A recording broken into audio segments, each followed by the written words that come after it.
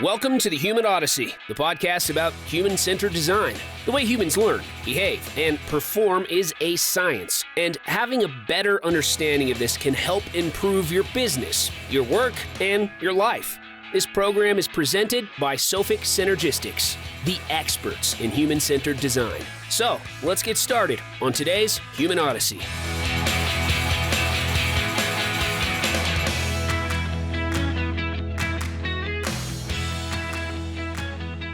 Hello, welcome to episode number 20 of the Human Odyssey podcast, hosted by Sophic Synergistics, LLC, located in Nassau Bay, Texas, directly across from Houston Johnson Space Center.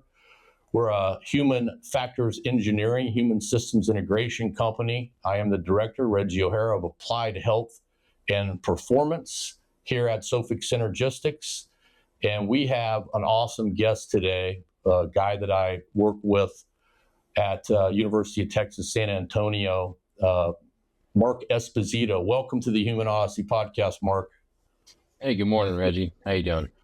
Good. So I'm going to start out like I always do with our guests and read your bio because it's extremely impressive.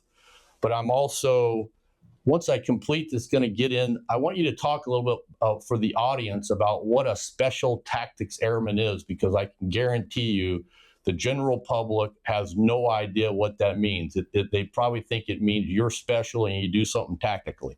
But it's a lot more involved than that, and there's a lot of what we call military occupational specialties, MOS, is embedded in to the Special Operations AFSOC command that I'd like you to go over for our audience. So let me start out. Professional summary of Marc Esposito. Marc D. Esposito is recently retired and decorated United States Air Force Special Tactics Officer with over 2 decades of leadership in high-risk, no-fail environments spanning global operations, strategic communications, and enterprise-level organizational transformation. He specializes in business strategy, human performance optimization, and the design of scalable systems that integrate operations, science, and technology to improve readiness, resilience, and performance at the individual and organizational level. Since retiring from active duty in the United States Air Force in 2025, Marc has transitioned into senior executive and advisory roles across leading academic and research institutions, including major health science centers and military health organizations. In these roles, he has helped direct more than $26 million in congressional funding toward the development of a holistic human digital twin and the establishment of a San Antonio-based center of excellence focused on statewide first responder and tactical athlete performance optimization. His work spans functional research, physiological recovery, cognitive performance, and data integration, bridging academic rigor with operational execution. Marc also serves as a senior consultant and strategic advisor to advanced technology companies in musculoskeletal imaging, metabolic analysis, and wearable performance analytics, leading business development and market strategy for applications within military, first responder, and elite performance populations. His efforts have directly supported the advancement of individualized rehabilitation, readiness assessment, and return to duty protocols, including pioneering work with orthopedics to advance osseointegration as a standard of care for restoring military amputees to peak functional performance. During his federal career, Marc commanded the U.S. Air Force's highest risk training pipelines, overseeing 7 multidisciplinary units, managing budgets exceeding $12 million, and refining assessment, selection, and development processes for all Air Force Special Operations candidates. A recognized strategic communicator, he has advised senior defense leaders and congressional stakeholders on emerging technologies, talent acquisition, and workforce retention, while leading marketing initiatives that achieved annual reach exceeding 96 million viewers. In addition to his domestic leadership, Marc has served as a U.S. diplomat and military liaison with partner nations across Europe, the Middle East, Africa, the Asia Pacific, and the Americas, strengthening alliances and enabling counterterrorism, humanitarian assistance, and crisis response operations worldwide. He is widely recognized for his ability to translate complex operational, scientific, and strategic concepts across military, academic, and industry audiences, driving alignment, execution, and measurable impact. Very impressive, Mr. Esposito. Very impressive. I want to get into, Marc, I'm going to ask this question of these 96 million viewers at some point, because whatever your trade secret is, I'd like to know how you get 96 million viewers. That's pretty good. So you were a Special Tactics Airman in the United States Air Force. Can you tell the audience, and specifically you were a combat controller, go over a little bit for the audience, what are some of the MOSs embedded? Like I remember, of course, there's CCTs, there's PJs, and then there's tactical weather. Can you kind of go through those and tell the audience what they're responsible for? Yeah, and thanks, Reggie. I've had a lot of great opportunities in military, which is, all the reason why, all those things in the bio are there. But you kind of asked a question that hits on our marketing in Air Force Special Operations, and that is that we do a pretty poor job at it. And we could all agree that it's not very well understood exactly what an Air Force Special Operations person does, unless you happen to know one. The majority of people in the Air Force, for instance, don't actually know what Air Force Special Operations does, and they're not aware of the different breakouts or jobs. And so, my background is I did come in as a CCT or a combat controller, and that's what I did for the first 12 years of my career. And then the remaining 10, I was a Special Tactics Officer. And so I led teams of combat controllers and pararescue, special reconnaissance, and tactical air control. But that's essentially the breakout of Air Force Special Operations positions. On the officer side, you have combat rescue officers, air liaison officers, and special tactics officers. And as far as the combat rescue officers go, they lead rescue teams of PJs and sometimes other assets to recover, isolated personnel or different people that need rescued, potentially like hostage rescue, that kind of thing. Very high speed, cool guys, lots of hair gel, and they're kind of like our closest people that we work with. And then you have the air liaison officers who lead tactical air controllers. That's the enlisted air to ground interface for traditionally conventional Army and forces, but they have absolutely proven themselves in GWAT to be the air to ground interface. And then you have the special tactics officers, which is what I did. It's more the multi-sport athlete of all of them, where we will lead teams of all Air Force Special Operations assets. As for the enlisted side, you have combat controllers who are air-to-ground interface, but they also have a dual role to be humanitarian assistance or to act on humanitarian assistance. You've seen this in things like the Thai Cave Rescue and operations in Haiti after the earthquakes. And then pararescue, which is primarily focused on rescuing people out of really bad scenarios. That could be a pilot that punches out over, enemy terrain, or it could be, again, humanitarian assistance. They have that. They also maintain that dual role as both the, people who go after the bad guys, but also could be called upon to act in a humanitarian relief effort. And then you have tactical air controllers, or tactical air control party, or TACP as they're known. They're going to be the enlisted air-to-ground interface for both conventional and, in some cases, special operations forces to bring in airstrikes and talk to the air.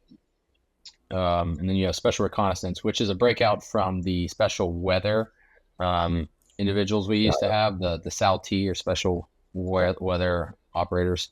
And so reconnaissance within reconnaissance realm is also weather, and it's actually a very useful thing to have on the ground. To have more information about like what the weather is going to do is absolutely going to change, how I'm going to weaponeer and utilize the terrain and different things to amass forces and achieve ground commander's intent. So they still do that, but that's essentially the breakout of Air Force Special Operations ground forces.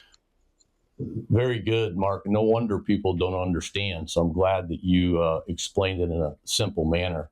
Yeah. Now, One thing I forgot to oh, mention, really quick, there's a very experienced retired combat controller and special tactics officer named Dan Schelling, who wrote a book called Alone at Dawn.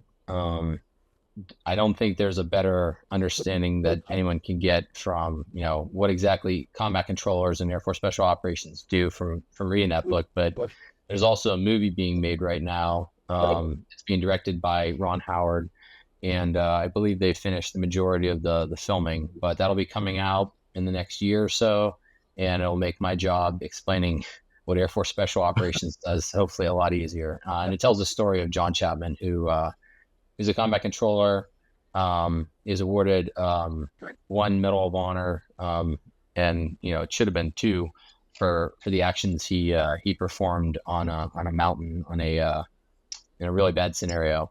But I encourage you and anybody to read the book. Definitely watch the movie when it comes out, and it will explain very much in detail what it is we do and who we are. So, audience, Alone at Dawn. Read the book first. I think the book probably gives more details. Hollywood is Hollywood. Yeah, watch the movie afterwards, but I think reading the book is a good first step to take before you watch the movie. I absolutely will read that book, Mark. Thank you. So let's talk about special operators in general, Air Force, Army, MARSOC. What percent overall of the U.S. military constitutes special operators as a whole, DOD-wide? Is it 2%, 3%? Do you have like an accurate percent number of these types of people across the Department of Defense that become special operators, whether it be a Green Beret, 75th Ranger Regiment, Army Ranger, Navy, U.S. Navy SEAL? Do you have a rough estimate or percent of people that say, hey, I want to do this? I could speak more in terms of the Air Force and kind of put it into perspective. So there are a few hundred combat controllers, probably sitting anywhere from 500 to 600 on average. And then we have a couple more PJs. There's more TAC-Ps than any of the others, and Special Reconnaissance, I think, has, maybe 200 or 300. And so what that makes up is, for the Air Force ground special operations elements, there's less than 1% of us in the Air Force. And at large, like across all the services, I would say, 1% to 2%, if I had to guess. There's a few thousand SEALs, Marine Special Operations, and Army Special Operations, both between the Green Berets and the Rangers. Yeah, I think that's a good number, about 2%, roughly speaking. So, Mark, the next question is, this is easy. There's a very low percent compared to the general military population, right, of special operators. What makes, and you can answer this personally, what makes somebody, whether they're 16 years old, 18 years old, by the way, do you remember when you woke up with that aha moment of, I want to be a lifetime daredevil. I want to make a difference. And it's going to be the hardest thing I've ever done my entire life. And then you probably said that, but then when you got in training, it was like even harder than what you even imagined.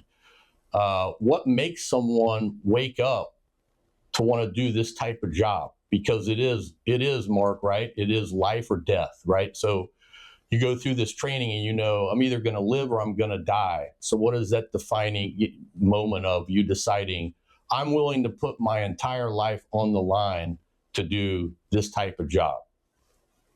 Well, there's a very brilliant scientist I used to work with who told me, when you're looking at a problem like this and you're trying to answer a question, the first thing you got to do is a meta-analysis.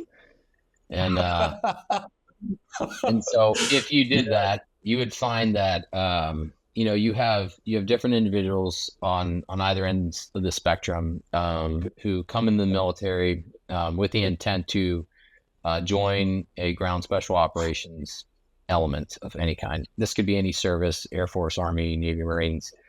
We all have massive attrition in our pipelines through our assessment and selection programs, which isn't by design, meaning it's not intended for us to have that attrition. It's just kind of like what happens. And it's very interesting because I want to say about 8 years ago, the Air Force moved away from the traditional ways we assessed and selected our ground special operations elements, meaning combat control and special and pararescue, and the others. And we kind of flipped everything on its head. We fleeted up as an organization, and with that came a lot of resources, a lot of manpower, and everything we threw at the problem, which would be, assessment selection and getting more people to come through the pipelines. We still saw the same, almost the exact same percentages, except we had a budget that we were pushing towards it, and all these other things that were 10, 20 times, what we've done in the past.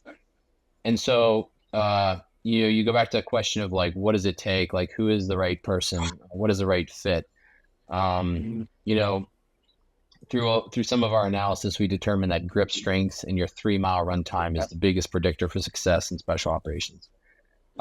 That's probably because if you have good grip strength, you have had to have worked with your hands, and you've had to, do things that are hard. You don't get good grip strength by wanting to do certain things or by, playing video games or whatever. You had to go outside, whether that be, working outside on a farm or growing up, just, doing a lot of manual labor, or you grew up, as an athlete. So you had to grow up, with strong hands.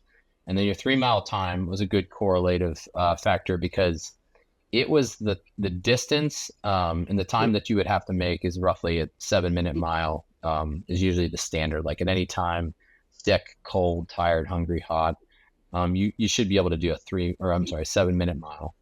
And so 21-minute mile or 21 minutes 3-mile is not impossible. It's not very, very fast, but it's at a pace and a distance where you have to push yourself beyond the comfort, and you're going to have to push yourself a little bit into the discomfort stages. And so if you can do that in that time, you can kind of be resilient towards the stresses, both physiologically and psychologically, that come with what we're doing.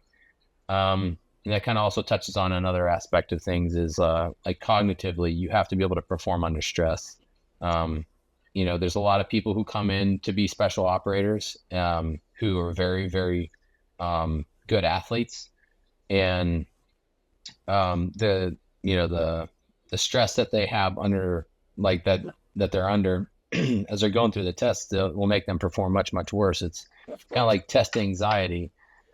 And because of that, there's a lot of people that fail because they just can't handle that. And so, again, getting back to like, what does it take to be the right person? You have to put yourself in uncomfortable scenarios. You have to have, worked hard physically.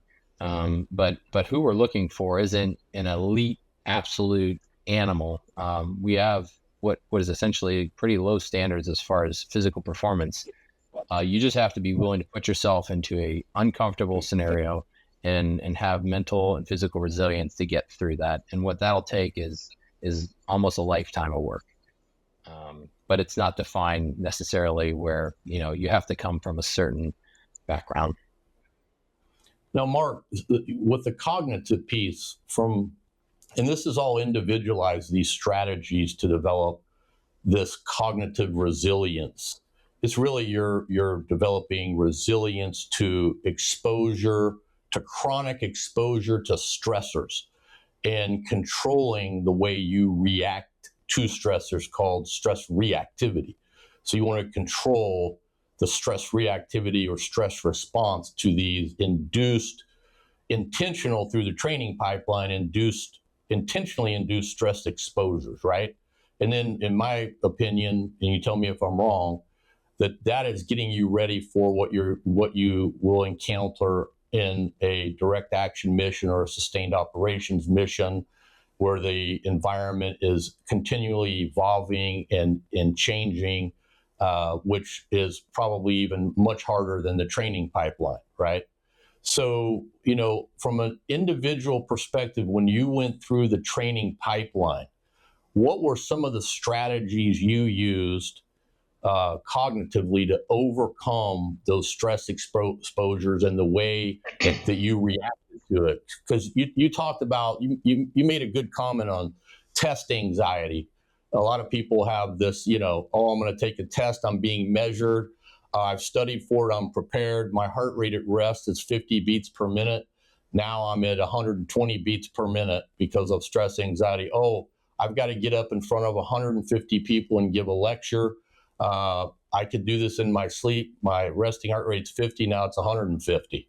Right? I'm sweating like a dog.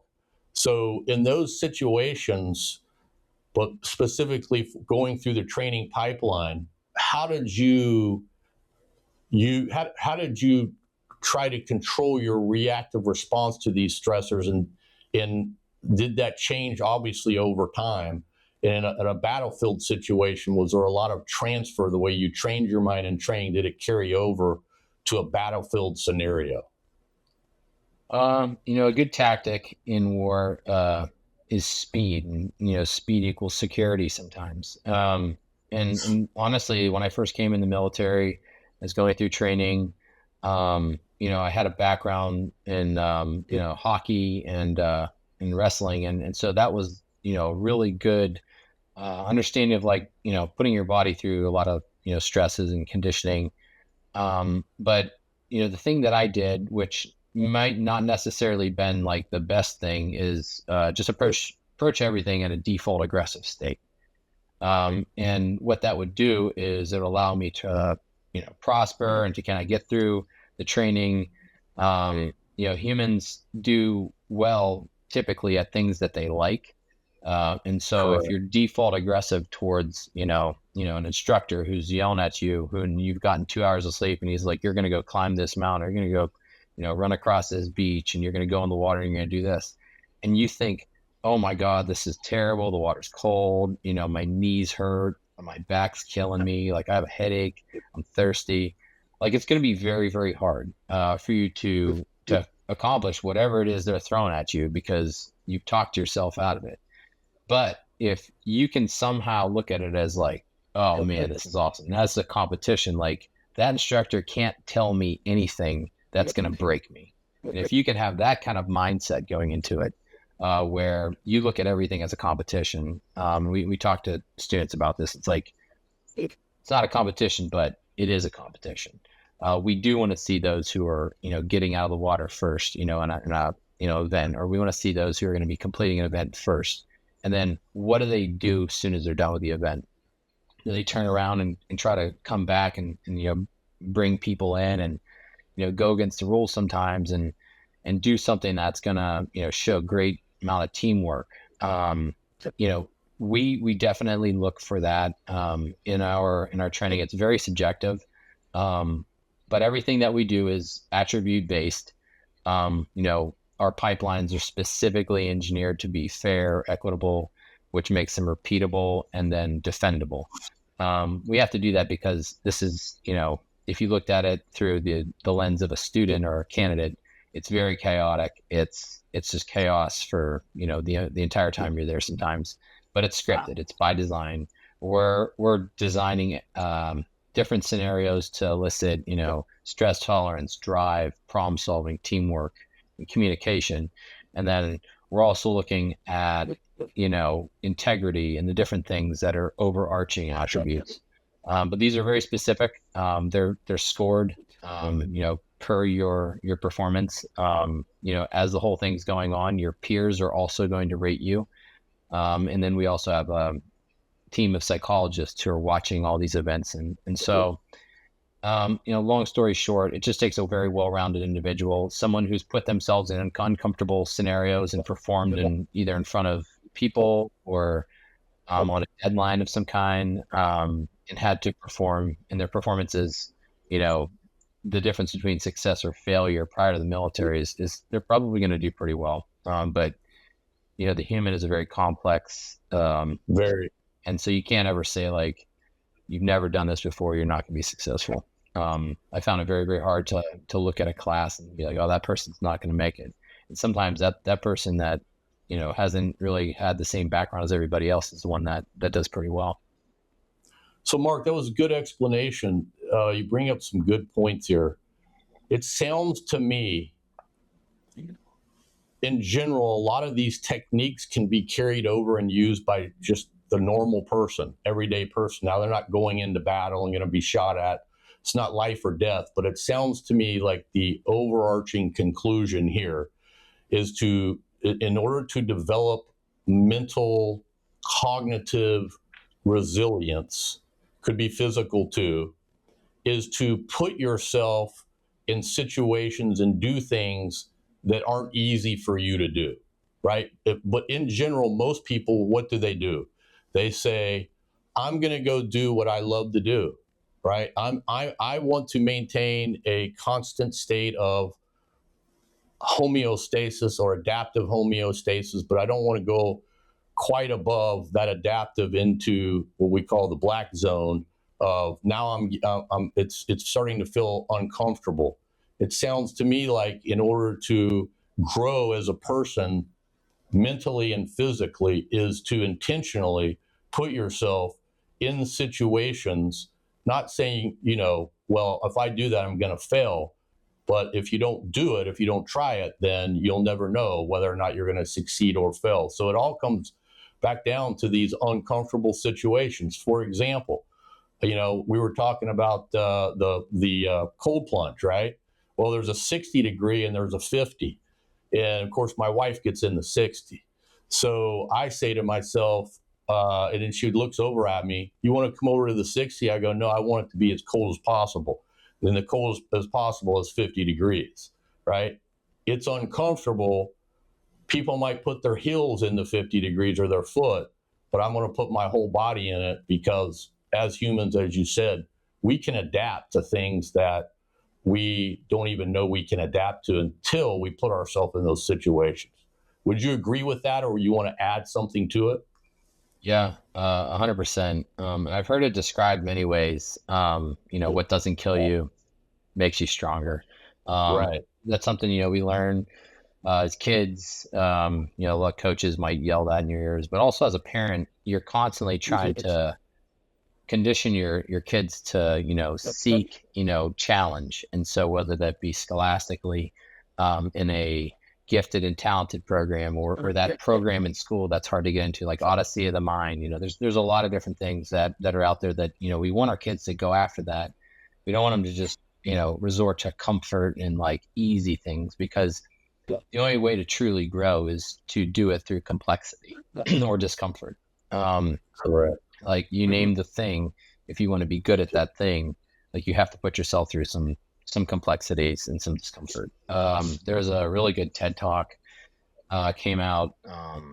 It's probably over 10 years ago. It talks about like rings of complexity, and like on one end of the spectrum you have chaos.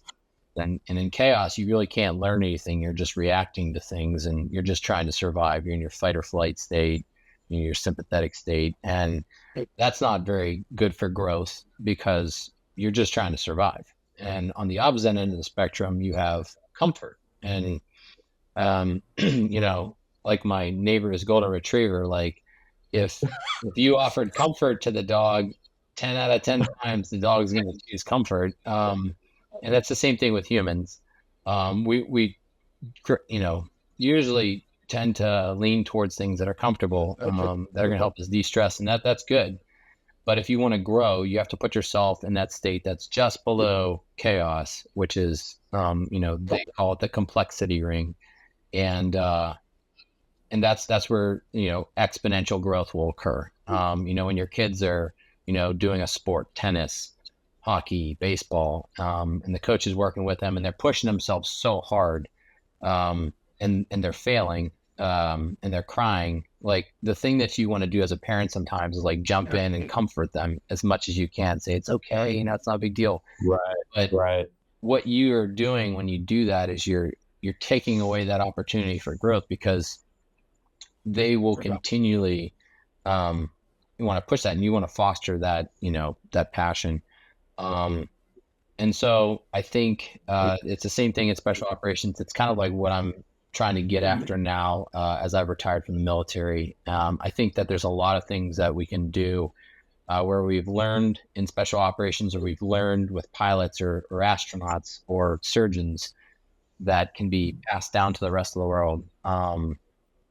In the same token, with that is something that, I've learned over my career, usually, or probably somewhere around the middle, is with complexity and, aggressiveness and pushing yourself. You have to learn to balance your central nervous system. You have to balance the flight and the rest and rejuvenate, or recovery, because what we see, especially in the military or first responder community, is a lot of post-traumatic stress disorders, or conditions where human brains are essentially breaking because they've been under an allostatic load, which I know you talk a lot about. And that operator syndrome is present in a lot more than just special operations. Any job that's high risk, no fail. Those people probably were trained and came up through their ranks, doing nothing but staying in the sympathetic state and doing nothing but being aggressive and pushing it and priding themselves in 100 or 120 hour work weeks, and it all being about the mission of the job and like never failing. And I think there's a lot of necessity for, that level of aggressiveness and that level of stress conditioning, or stress inoculation. But we're kind of like at the crossroads of understanding that and reverse engineering the process to condition the brain to understand how to balance, so that when you come home, you can act, normal. You're not hypervigilant all the time. You're not having problems with sleep. You can go through the right stages. I'm wearing 3 different devices that'll tell me about my sleep, and I've figured out a lot of different things about myself, but it's a very individual type, problem that people have to that they have to understand. And so I think there's a lot of things that you and I were working on that get after that, and it's a very very interesting time. Yeah, it is, Mark. Exposing yourself to stressors on one hand is good, but you brought up an excellent point. And I also have my tracker on my sleep tracker, which I performed poorly last night because I didn't use my alpha stim that we used at the Center for Intrepid. We'll get into that here in a minute.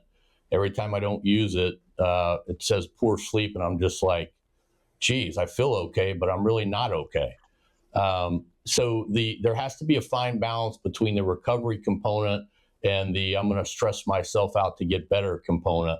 And for a lot of these firefighters, special weapons and tactics, SWAT police, paramedics, high stress, cognitive type job, long work hours, people pushing themselves, they really, performance is going to degrade if you don't incorporate a balance of, and I call it more of individualized recovery, because you also made a good point. Recovery is very individualized.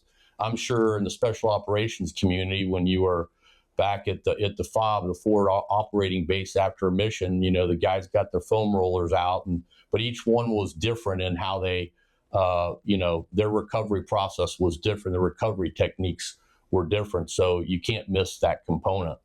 I want to jump into, Mark, you spent over 2 decades in the U.S. Air Force as a special tactics airman, special operator. You were always in these no-fail environments. What was, what kind of shaped your leadership skills today doing that job after 20 years, now that you've had a little time to reflect on it after retirement? That question is, it's a good question. I have, thankfully had a lot of very good leaders, as I've, kind of come up through the military and in the 2 decades. I've had leaders that have demonstrated servant leadership qualities, and I have been very close to certain leaders, and still am, who've showed every problem will boil down to a human problem. And so, getting your team the things that they need, both information, equipment, resources of any kind, and then giving them good expectations, giving them good intent, and then just letting them take care of the problem is probably one of the best lessons I think I've ever had, is just to kind of give them everything they need and then stand back and stay out of the way. But then also being intrusive.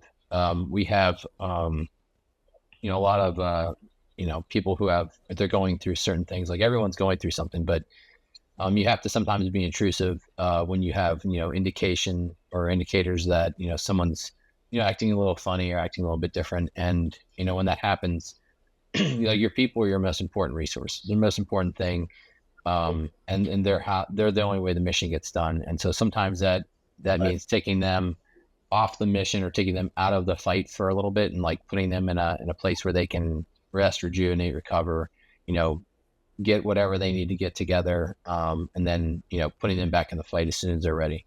But I'd say being a sponge, gaining a lot of perspectives from the leaders that I've fortunately been around. And then also, the observing, poor leadership. Not every person leads the same way, and not every follower is gonna, resonate with that leadership's characteristics or their things. And so there's certainly leaders I've had that I didn't necessarily agree with all their techniques and their things. And so I think I've done a good job, especially later in my career, looking at that and just trying to, enable success as much as possible. And then, empathize with how I felt at the time, and then tell myself I'm never gonna be like that. And that's kind of hard to do, because in the military, leadership's is a tough thing. You're ultimately responsible for the lives of your team and mission success, and so you have to be all in. You got to be a servant leader, and that means a lot of work, but it's one of the most rewarding things I think I've ever had the chance to do. You had an outstanding career, Marc. I want to get into that now. You earned the highest honor as a Special Tactics Airman, and I want you to talk a little bit about that honor that you won, and then I want you to talk about your experience going through a program that I helped build along with the team at Center for Intrepid, located at Brooke Army Medical Center in San Antonio, for DoD-wide special operators. And I think you went through that program shortly after I had departed to go to El Paso at William Beaumont Army Medical Center. So talk a little bit about that honor, your experience going through the Special Operations Performance and Recovery Program, SPAR. By the way, audience, that name, it sounds really easy. But it wasn't. I actually spent an entire day in a room with two of our clinical psychologists coming up with that name, Dr. Ben Kaiser and Dr. Lou Sussman, who's since retired. I think Dr. Kaiser is still at Center for Intrepid. Excellent psychologist, fantastic individual. And then it's also the third part of that question is part C. Is you dedicated that honor to Center for Intrepid. I'd like you to tell the audience why you did that. Yeah. So the award that I received, this was the last command position I held in the military, leading assessment, selection, and development. I was recognized as the U.S. Air Force Lance P. Saijon Award winner. And Lance P. Saijon was a pilot. And he was shot down in Vietnam, and he essentially evaded capture for 6 weeks. And just, it's an amazing story of his, if you ever get a chance to look it up. But that award is the award that the Air Force recognizes its best leaders for every year. And so there's a junior enlisted, there's a mid-level enlisted, and then senior enlisted award, a field grade officer, and a company grade officer award. And so I received that award, interestingly enough, at a time where I was in command of a training unit. And so it was surprising to me because I have a lot of colleagues, and I know there's a lot of people fighting very, very hard and doing some amazing things across the Air Force, and so for them to recognize me in a training scenario was a surprise, and I think we were doing an amazing job, with what we were doing, and we'd gained a lot of trust at that time from senior leaders. It's a very, very risky thing we were doing every day. It wasn't real operations against enemy, but we were taking essentially 1,000 to 1,500 candidates a year and putting them through some of the most strenuous and dangerous training that we could possibly put them through to ensure we were selecting the right people. And again, we were doing it under a system that we all kind of built that, made sure we were doing it the right way and we weren't hurting anybody. And so, it very much due to the team that I happened to be in charge of at the time. Very professional, just a very professional team. There were about 150 people at the time that kind of made that happen. And so that's all I can attribute it to. I just, like I said, made sure I gave the right intent and stayed out of the way when I needed to. So the Special Operations Performance Rehabilitation, or SPAR, I got to go through that a couple of years ago. Like you said, I think it was right after you had left. That was amazing in the sense that what differentiated that from other rehabilitative clinics or programs is that it created essentially a community of scholars in the patients or the people who are going through that, who were understanding more about themselves as they were going through the therapy. And so there was different classes. We were learning about, again, your central nervous system and how to balance that. We were utilizing devices like the Alpha Stim, and going through therapy every day, all day long, and just learning about ourselves and how to, take care of ourselves. That's a little bit different than most therapies that you'll go to, where you're given maybe an hour with a therapist and they're putting you through the motions and it's all physical. You're really not learning unless you're asking a lot of questions, but it's not really built for that. There's no time for that. And so Ben Kaiser, you, Dr. Titi, the entire staff at the Center for the Intrepid, that is an amazing thing that has, for me and many other Rangers and Air Force Special Operators who've gone through that, been able to kind of sharpen the saw in your mid to senior level career and keep going. And back to the Cy John Award, after I received that, I couldn't get out of my head that, this is an amazing thing. I'm very honored to have received that. But that award had to hang in the Center for the Intrepid. It had to hang there for a lot of reasons. But for personally, that is a place that allowed me to continue doing what I was doing. In 2009, I was operating with an Operational Detachment Alpha, or an ODA team in Afghanistan, and our vehicle hit an IED, and I was in the back of the vehicle, and the explosion just absolutely rocked me. I woke up in Germany 3 days after the explosion, learned about my injuries, and everything from bilateral tib fib, calcaneal fractures, broken back, burns. I had a long list of injuries that, any of which could have taken me out of the military immediately.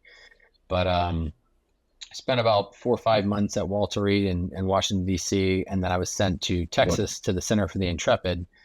And all I was told is this amazing rehab facility, and they had a wave pool and a golf program and all this stuff. And I'm like, yeah. I can't do any of those things. I can't even walk. And so I got there, and it was absolutely amazing. First of all, if you don't know about the Center for the Intrepid, it's an oval shape. It's round. It's specifically designed like that because it's supposed to basically represent, the quality of care of the healthcare system, and it surrounds the patient. And that's exactly what happens on day one. When you would show up there, Usually it's like the most gravely injured people and that come out of Afghanistan or Iraq at the time in GWAT. And you all have a bay. Every one of the new patients has a bay. And then every medical professional that you need to see to analyze you and to, learn about you comes to you that day.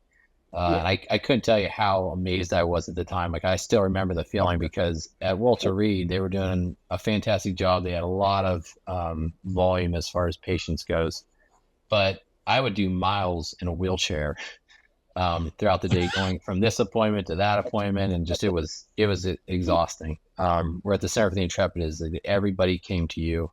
If you needed imaging, it would literally happen right across the street at San Antonio Military Medical Center.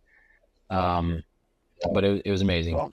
And so I spent a year there. I had to relearn how to walk downstairs. I had to, push through a bunch of different plateaus that I would hit in therapy. But I eventually got back to a point where I could be fully qualified and get back to special operations jobs. I also, after the Center for the Intrepid and after that year, got to go to a place that's now called Exos. At the time, it was called Athletes Performance. And then I got to go back there for kind of like their internship programs. And I was just fascinated with the systemic approach to human performance that they were doing.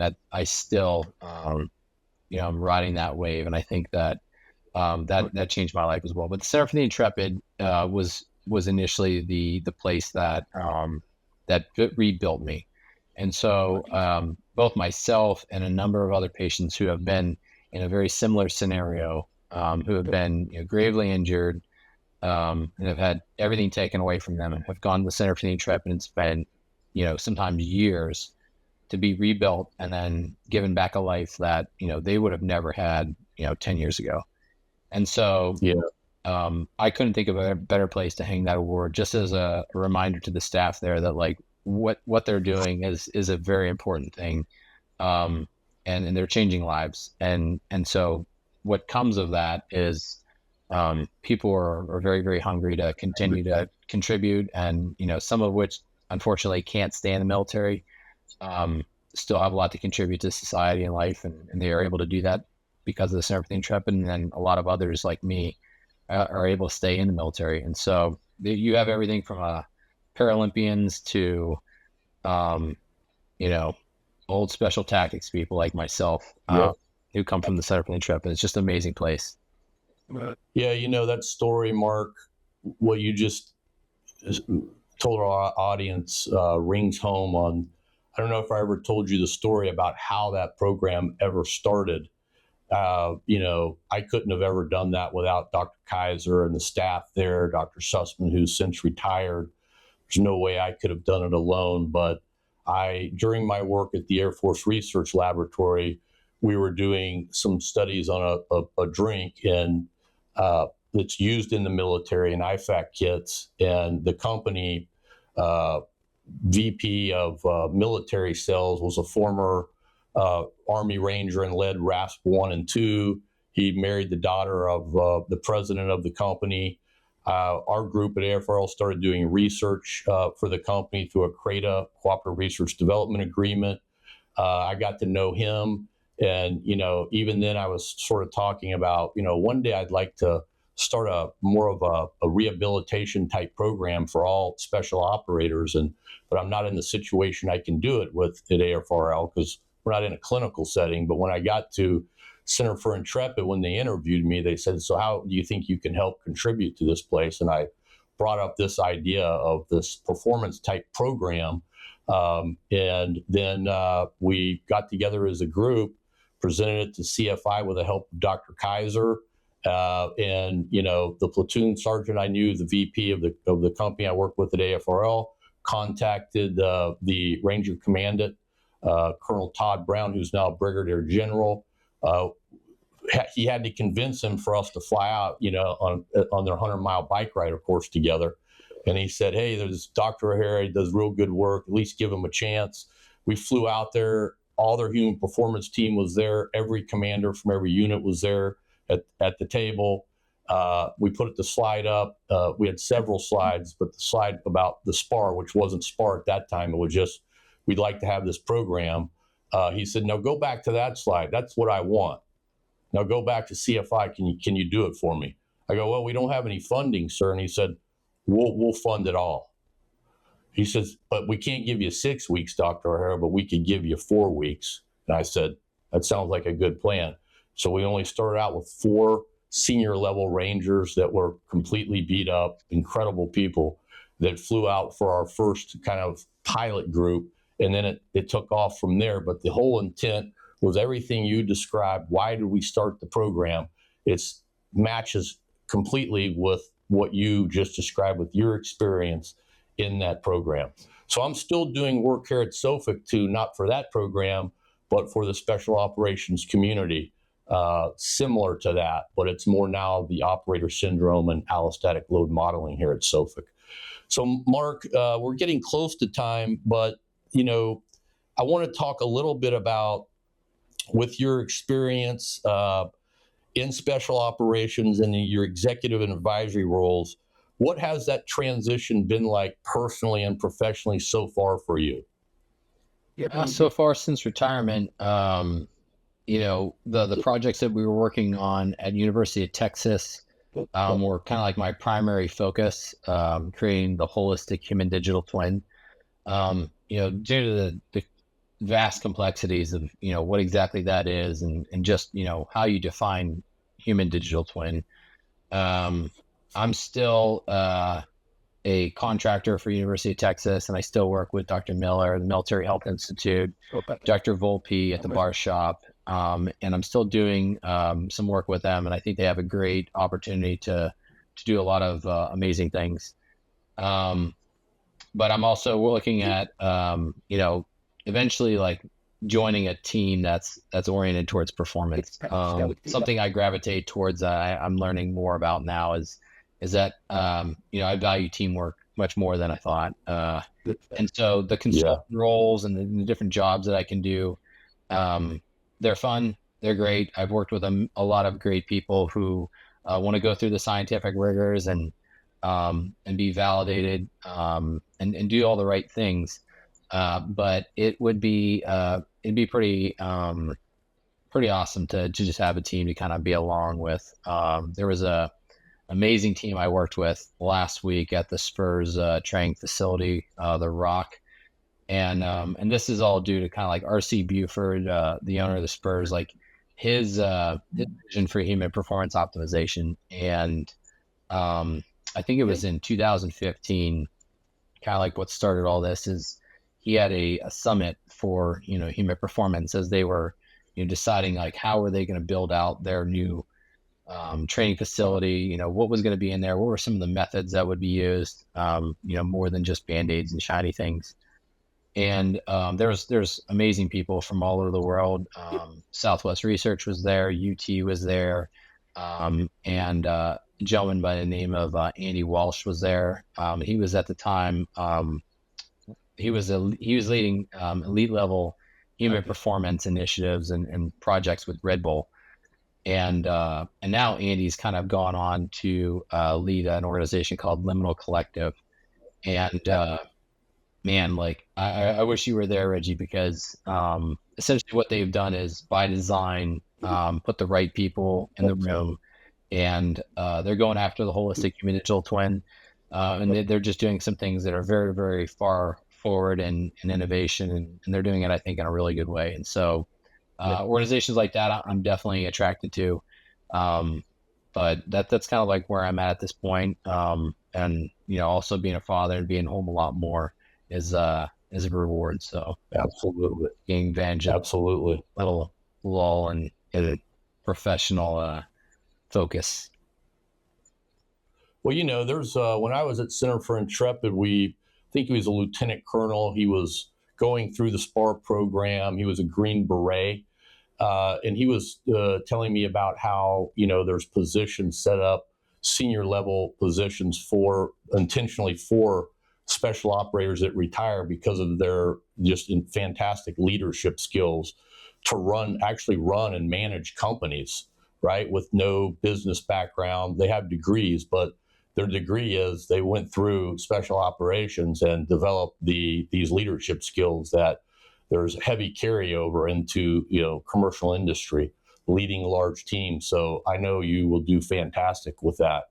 One last question here, Marc, that I wanted to ask you before we conclude this podcast. Looking ahead, what kind of impact do you want to have in human performance, readiness, and organizational transformation that may be even bigger than what you did in special tactics? Have you thought about that? Yeah. Good question. So the things that I would like to focus on very much revolve around like the holistic human digital twin, that the concept of connectivity through more fidelity. So like a high fidelity computational model of the human.